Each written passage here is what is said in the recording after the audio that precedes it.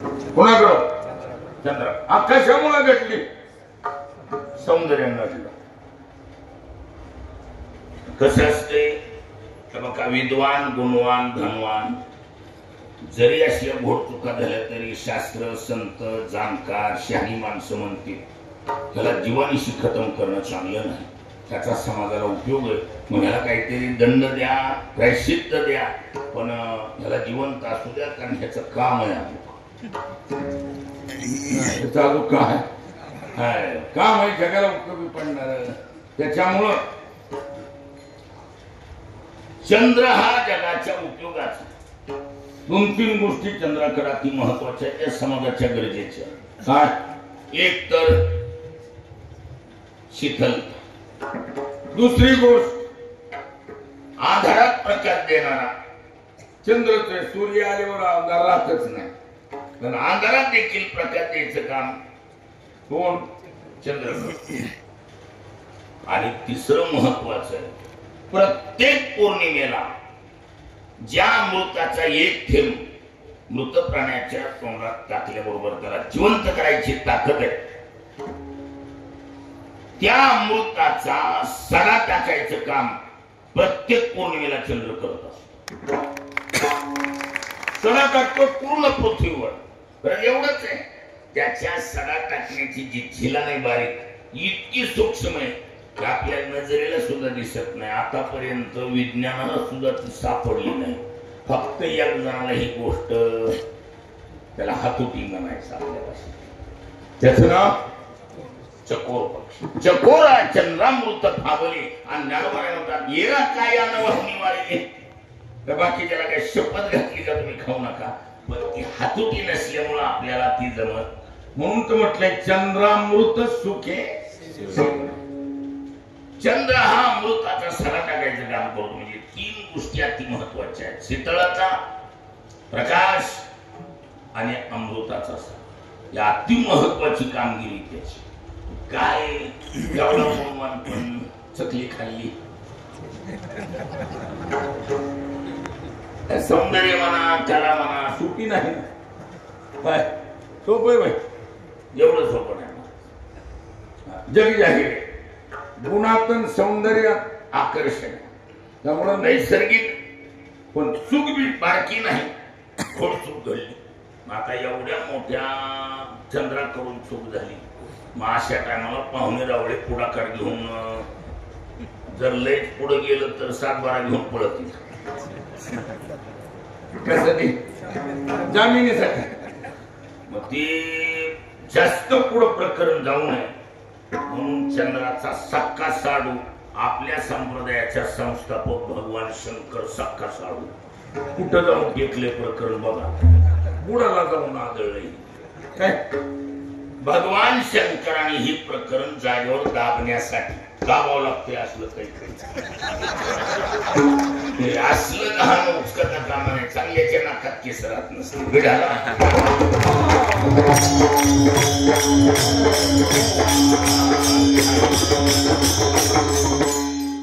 भगवान शंकरांनी पुढाकार घेतला आणि महाराज भगवान शंकर मीटिंग बोलवली. मीटिंग प्रमुख पाहुणे म्हणून भगवान विष्णूला आमंत्रित केलं. बाकी ऋषी मुनी गणगंधर्व सर्व जाणकार माणसं मीटिंगला. आणि चर्चा करण्यासारखा विषय नसल्यामुळं ह्याच्यावर फारशी जाणकाराने चर्चा किंवा आपलं मत मांडायचा विषय केला. एकच प्रमुख पाहुणे बोलतील, अध्यक्ष स्थान आभार व्यक्त करून सभा विसर्जन असा नियोजन. भगवान शंकर सभेचे अध्यक्ष कोण? भगवान शंकर अध्यक्ष, प्रमुख पाहुणे विष्णू. भगवान विष्णूने आल्या आल्या सुरुवात केली. ऐका, प्रतिपाद्य विषय झालेल्या चुकीचं प्रायश्चित्त एकच. हा समोर लोखंडाचा दंड्या, तो 1.25 किलो वजनाचा. किती? म्हणजे 1.25 क्विंटल. हा दंड्या खांद्यावर किंवा डोक्यावर घ्यावा आणि ज्या लोकात चूक झाली त्या लोकात जेवढी तीर्थ त्या तीर्थात तो दंड्या सोडून बघावा. ज्या तीर्थात हा लोखंडाचा दंड्या बुडणार नाही त्या तीर्थात सचेल स्नान केल्यावर चंद्राचे दोष जातील असा निर्णय भगवान विष्णूने दिला. कोण दिलाय? आता ज्या भगवान विष्णूचा निर्णय, त्याच्यावर फारशी कुणी चर्चा केली नाही. भगवान शंकरने आभार व्यक्त करून सभा विसर्जन, चंद्र कामा लागला, दंड्या खांद्यावर घेतला, निघाला. मृत्यू लोकात चूक झाली होती. मृत्यू लोकात आला. एकाकडे कोण चालू केलं त्यांनी? काय गंडकी? कुठं गंडकी? कुठं आहे? हा नेपाळ मध्ये. नेपाळ पासून राम धरलं. ब्रह्मपुत्रा आसाम, अलीकडे वैनगंगा पैनगंगा करे गंगेत शरीर मध्ये काय बुडला, गंगेत बुडला. हातात झाला मला गंगेत बुडतोय अवघड. यमुनेत बुडला. त्याच्या अलीकडे आल्यावर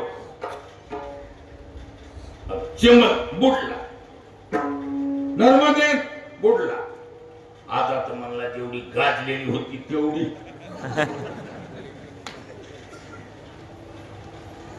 एक आशा होती गोदावरीची, अलीकडे तापेत टाकून बघितला बुडला. शेवटी आशा गोदावरीची, गोदावरीत मी बुडला. मग तर उदास झाला. मांजरेत टाकून बघितला, भोगावतीत टाकून बघितलं. काय म्हणला, बडी बडी चले गे, क्या बात आहे. पण कसं मनात राहू नये ही एक राहिलं म्हणाय नको, म्हणून मसुबापासून खाली उतरला आणि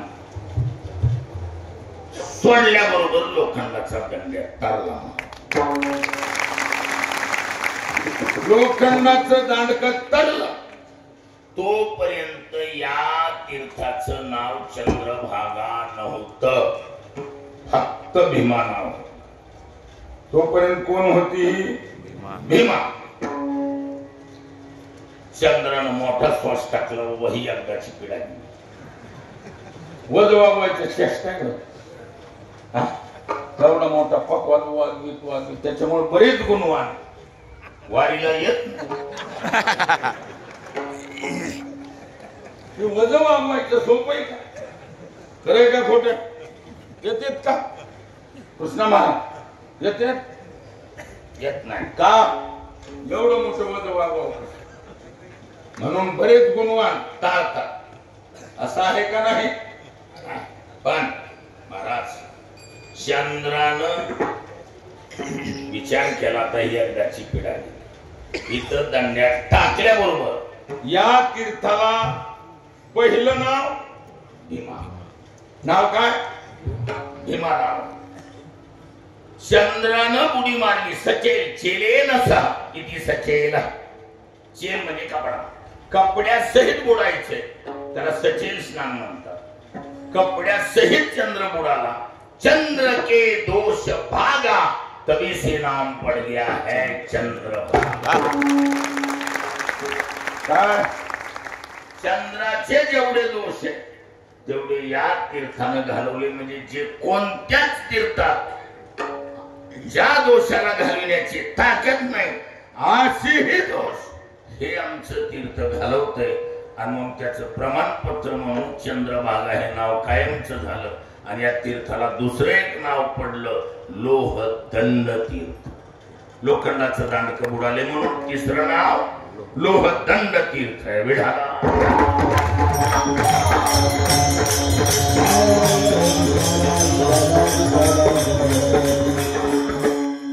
म्हणून कसं असतंय, मूळ नावापेक्षा टोपण नावाला जास्त ओळखपत्र. मूळ नाव काही असो, बऱ्याच लोकांची दाखल्यावरली नाव वेगळी तर समाजात ओळखपत्रात माणसं म्हणते तुम्ही ही नाव सांगा, माझं नाव दुसरं आहे पण ही नाव सांगा म्हणजे गावात ओळखी. मग काय आता ती टोपण नाव जे बी असेल त्या नावाने जास्त ओळख राहते का नाही असं होत. तसं महाराज मूळ नाव खरं याचं नाव आहे भीमरथी. काय पूर्वे भीमारथी नदी भीमा शंकरा घेऊन गेला उगमी पडली सर्व आहे मग शंकरी पडली सर्व आहे मग शंकरी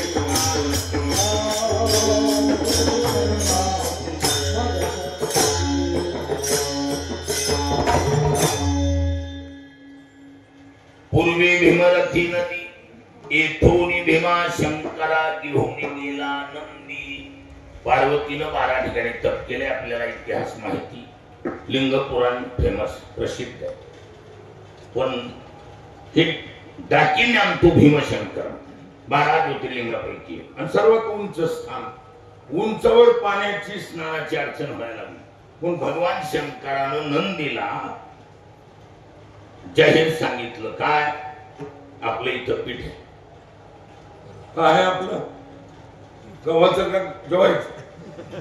नाही, हे पीठ म्हणजे स्थान आहे. आणि कसलं पीठ आहे ते? हे पीठ असलं पीठ म्हणलंय ते कसलं? हे पीठावरिष्ठ 18 जगामध्ये न्याय देणारे 18 पीठ होते प्राचीन काळात. त्या प्राचीन काळात सर्व 18 पीठामध्ये आपसमध्ये जर वाद झाला तर त्या सर्व पीठांना बी निर्णय देणारं पीठ म्हणजे शिवपीठ. म्हणून शिवपीठ हे जुना 18 पीठावर वरिष्ठ पीठ होत हे. म्हणून आपल्या शिवपीठावर जा आणि तिथं जगातली सर्व तीर्थ मुक्कामाला आहे. जे सर्वात श्रेष्ठ तीर्थ असेल ते आपल्या स्नानाला घेऊन ये. म्हणून पूर्वी भीमरथी नदी आळंदी भीमा शंकरा घेऊन गेला नंदी उगमी पडली सर्वात मग शंकरे स्नान केले. म्हणून हिचं मूळ नाव आहे भीमरथी. भगवान शंकरानं स्नान केलं म्हणून हिचं नाव काय पडलं? भीमा शंकर. अर्थात तिचं नावच आहे भीमाशंकर, भीमेचा उगम आहे. आणि म्हणून ही पहिली भीमा. टोपण नाव चंद्रभागा आणि तिसरं टोपण नाव आहे लोहदंड तीर्थ. पण जास्त प्रसिद्धीला आता कोणतं? चंद्रभागा. चंद्रभागा. त्यामुळे जवळजवळ भीमा हा शब्दच आपल्या तोंडात येत नाही. कुणी बी उठलं की कुठं चाललं म्हणते चंद्रभागेला चालू. या तीर्थाचं वैशिष्ट्य की जे कोणत्याच तीर्थाकडून दोष शालन झाले नाहीत, असले बी खतरनाक दोष घालवायची ताकद या तीर्थात आहे. आणि म्हणून आनिकन करी तीर्थ, म्हणून आम्ही दुसरी तीर्थ करणार नाही. आणि विशेष पंढरी क्षेत्र म्हणजे असं क्षेत्र आहे इथं महत्वाचा मुद्दा आम्ही हमेशा सांगतो. हे क्षेत्र पाण्याची बिलं काढून देते. कशाची बिलं? नुसतं बघण्याची बिलं निघते.